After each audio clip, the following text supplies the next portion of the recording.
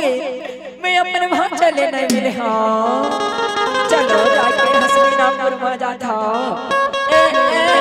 गुड्डू मोर भांजा दुर्योधन लखन कोती देखे हो कामा कोने कोती देखे हो अरे भाई दीदी हो मोर भांजा ला देखे हो कामा हो गए दीदी हो मोर भांजा से अभी तक नहीं मिले हो रे भाई अभी जाकर ओए कहां है भांजा वाह वाह ए भांजा दुर्योधन ए भांजा मोर मयारू भांजा मोर दुलारू भांजा गुल गुल भांजा गुल गुल गुल गुल दूर हट जा आज मैं विकट गुस्सा में हूँ मामा श्री आज मैं विकट गुस्सा में हूँ ऐसे का बात है भांजा तोर गुस्सा के कारण ला बहुला बता देते भांजा बहु को नो पहले बताते भांजा बहु को नो पहले बताते गा ऐसे बात नहीं मामा श्री कई बार गुस्सा के कारण जानना चाहता ना तासुर मामा श्रेष्ठ हो वो पांच पांडव के नारी मामा श्री वो पंचाली मामा श्री और राजा मयारी भजना अंधेरा के बेटा यह बोल के अपमानित करे है मामा श्री अंधेरा के बेटा यह बोल के अपमानित करे है ऐसे बात है भाजा वो पंचाली के रत्ना ही बंद हो गए जेवर राजा मयारी भजना अंधेरा के बेटा यह बोल के अपमानित करेगा ते थर को चिंता झनकर भाजा तोरे अपमान के बदला लेके रहूं भाजा ओ धर्मराज है ना पासा के शौकीन भाजा पासा के मैं ओला पासा खेले बरबला हूं भाजा ओ कहीं ओला हराना देना भाजा तब मोरो नाम सपने नहीं भाजा सपने नहीं ऐसे बात है बाबा श्री ते बड़े भाई धर्मराज ना पासा खेले बरबला में और कई गुला हरा में बाबा श्री वाह बाबा श्री वाह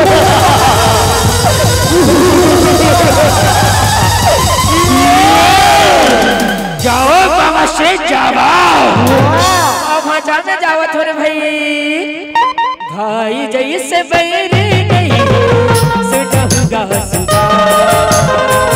भाई जैसे बैरी नहीं सुनहुगा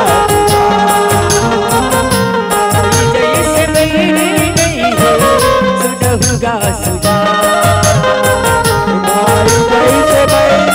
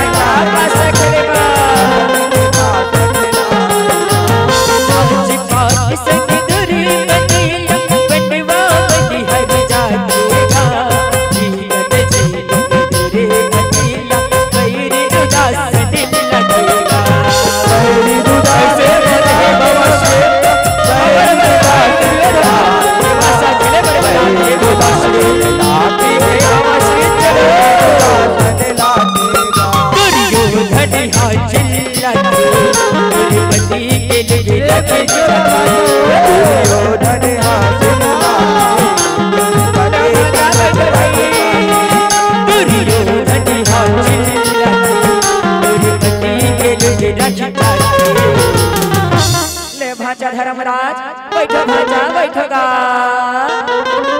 बाबा श्री बैठ धर्मावा श्री बैठत है ए भांजा दुर्योधन तहुआ बैठ भांजा तहुआ बैठगा बैठत हो बाबा श्री बैठत हो ये पहली पासा के दौलत चालू करो बाबा श्री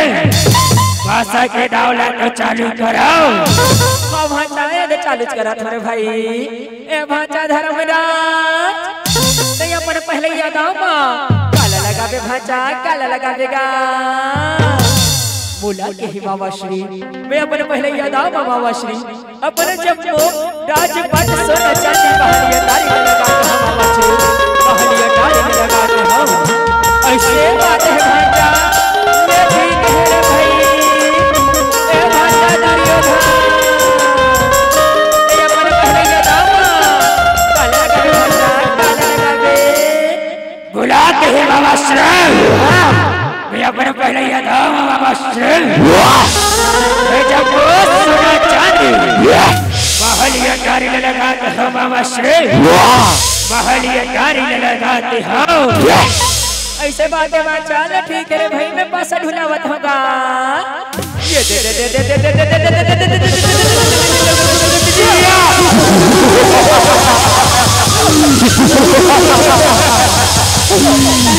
वाह बाबा श्री तो ये पटवा बना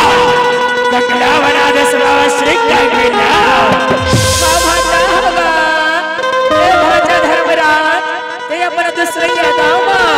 काला लगावे भाचा काला लगावेगा बोला ही बाबा श्री मैं अपना दूसरे याद आओ बाबा श्री अपने ये पांचों भाई लगाता है बाबा श्री अपने पांचों भाई लगाता है ऐसे बातें भाचा नहीं कह रहे भाई ये भाचा धर्मराज ये अपने दूसरे याद आओ काला लगाता भाचा काला लगाता बोला के बाबा श्री बोला सुना बाबा श्री जब बड़े भाई धर्मराज अपन पांचों भाई ने लगाते हैं तब गौरव वंश के राजा ककड़ों ने कब नहीं हो बाबा श्री बहु अपन गौरव वंश ले अपने 100 भाई ने लगाते हो बाबा श्री और संगे ये पासा के दामा बहु लगत हो बाबा श्री बहु लगत हो बने देख के पासा ढुलावे बाबा श्री बने देख के तोर को चिंता झन करो भाचा ऐसे माया के जाल रचाहू भाचा ऐसे माया के जाल रचाहू रे भाई ये जब पासा हम रचे भाचा हम रचेगा फेंको बाबा श्री फेंको हाँ भाचा फेंका थोड़े भाई ये दे दे दे दे दे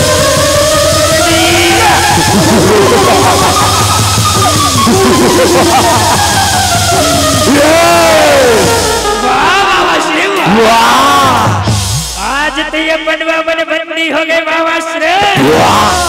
आज ले हमारे बंदी हो गए भाचा होगा भाचा धर्मराज ते अपने तीसरे याद आओ काला लगावे भाचा काला लगावेगा बोला के हे बाबा श्री मोर जगह तीसरे याद आओ लगाए भाई कुछ नहीं है बाबा श्री काला लगा हो बाबा श्री मैं काला लगा हूं और से बात है भाचा धर को चिंता धर कर भाचा मोर जगह एक बोल रहा है भाचा बहुत यो दाग लगा के जीत जबेना त जब मोस सोना चांदी महलिया टारी हरिश्न भाचा बोला वापस पा जबे भाचा वापस पा जबेगा ऐसे कई कौन से मिले के बात करते बाबा श्री सुन भाचा अगर कई तोहर भाच पांडव के नारी पंचाली लखन दाव लगा के जीत जबेना त जब मो राजपाट सोना चांदी हरना बोला वापस कर दी भाचा वापस पा जाऊंगा ऐसे बात है बाबा श्री चलो ठीक है बाबा श्री ये तीसरा याद आओगा मैं पंचाली लखनऊ ये दाव लगाता हूँ बाबा श्री पंचाली लखनऊ ये दाव लगाता हूँ ए भाचा दुर्योधन ते अपना तीसरा याद आओगा काला लगावे भाचा काला लगावेगा बोला के बाबा श्री ये अपना तीसरा याद आओ मना ये बड़े भाई धर्मराजा जितना सोना चांदी महल अटारी हरेना बोला अपने दाव लगाते हो बाबा श्री बोला मैं अपने दाव लगाती हूँ बने देख के पास भगवे बाबा श्री यही लास्ट दाव हरे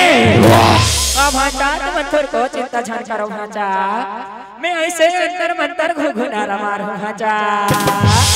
के पासा के दाव हम रचे भाचा हम रचेगा ले भाचा में पासा ढुलावत होगा ये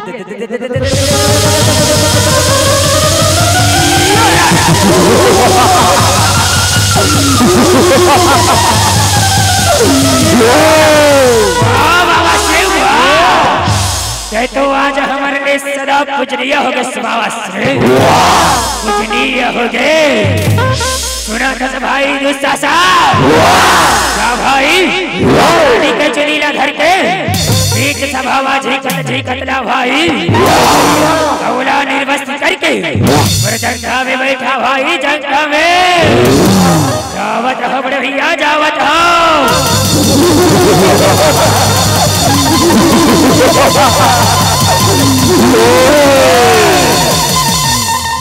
भाई जैसे बैरी नहीं सुनहगा सुना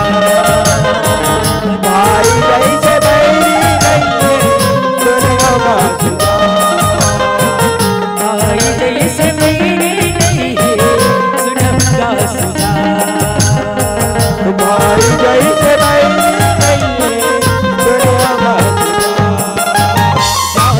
बाबू को लाज जमोरे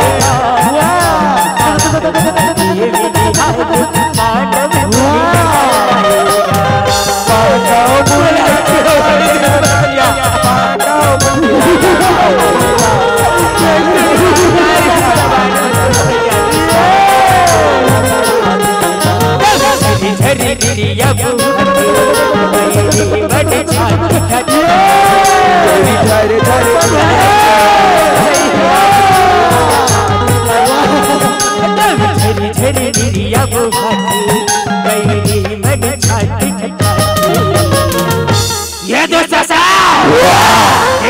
हंसरे पंचाली के अविला निर्वस्त करके जंगा में बैठा रे भाई जंगा में बैठा जो आज्ञा बड़े भैया अब भी खींचत रहा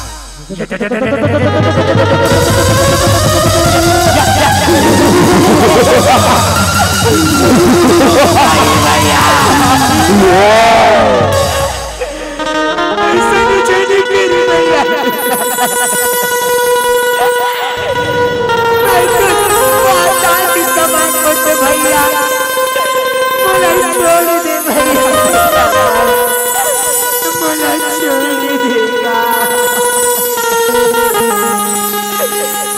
गुरुचार्य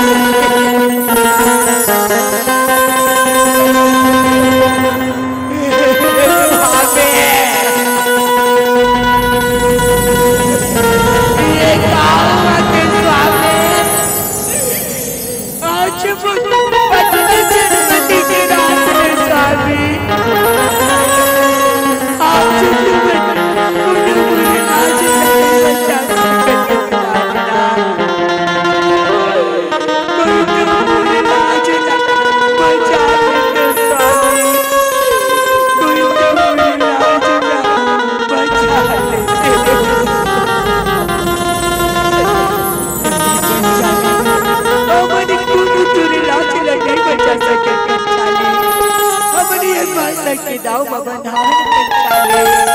हमला क्षमा कर दे पंचाली, हमला क्षमा कर दे ताई स्वामी।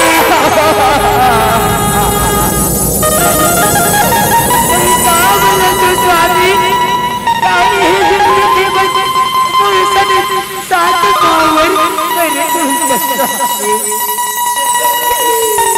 आज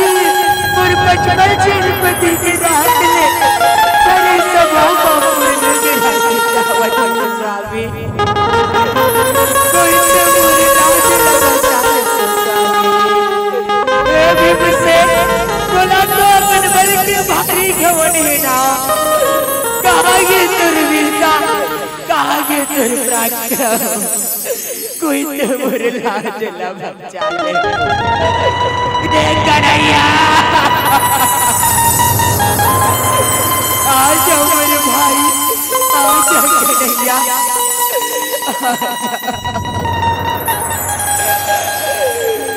भाई जैसे बैरी नहीं है सुना होगा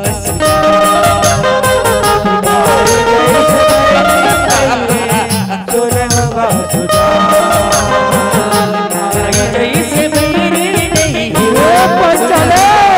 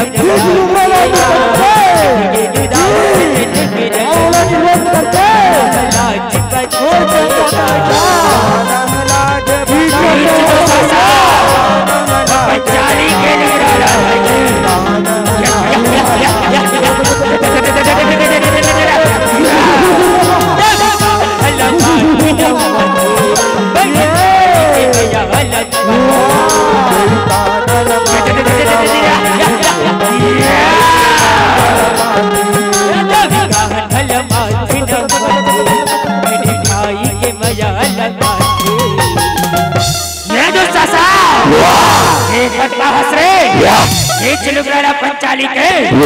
बोला निर्वस्त करके और जंघा में बैठा भाई और जंघा में बैठा जो आज्ञा बड़े भैया अब खींचते हो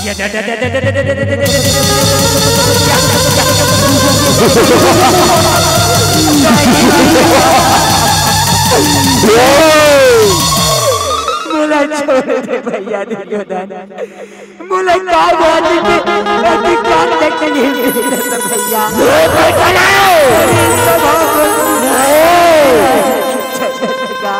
याद कर पंचाले जेन दिन के भरे सभा मुलाय अंधा के बेटा ये बोल के अपमान करे रहे